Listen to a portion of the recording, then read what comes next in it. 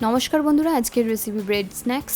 তো দেখো মা কীভাবে বানায়। এখানে কড়াইয়ের মধ্যে জল গরম করে নিয়ে ওর মধ্যে আলু এরকম পিস পিস করে কেটে দিয়ে দিয়েছে, এটা সেদ্ধ হওয়ার জন্য। আলুটা দেখো ভালো করে ফুটে গেছে, মানে আলুটা কিন্তু আমাদের সেদ্ধ হয়ে গেছে। এবারে জল ঝরিয়ে রেখে দেবো প্রায় 2 মিনিট মতো, যাতে খুব ভালোভাবে জলটা ঝরে যায়। এরপরে বোলের মধ্যে আলুগুলোকে ঢেলে নিয়েছে।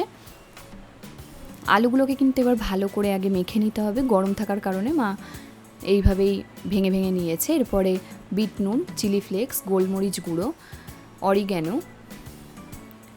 ধনেপাতা কুচি আর আর্ধেক লেবুর রস দিয়ে খুব ভালো করে কিন্তু আলুটাকে মেখে নিতে হবে। এটা কিন্তু পাউরুটি স্ন্যাক্সের মেন পুর। এরপরে দেখো পাউরুটি নিয়ে নিয়েছে, পাউরুটির মধ্যে এরকম চামচের সাহায্যে বেশ অনেকটা করে পুর দিয়ে দিচ্ছে। বাদবাকি রেসিপিটা দেখতে হলে ডেসক্রিপশন বক্সে থাকা লিঙ্কে ক্লিক করুন। টাটা, থ্যাংক ইউ।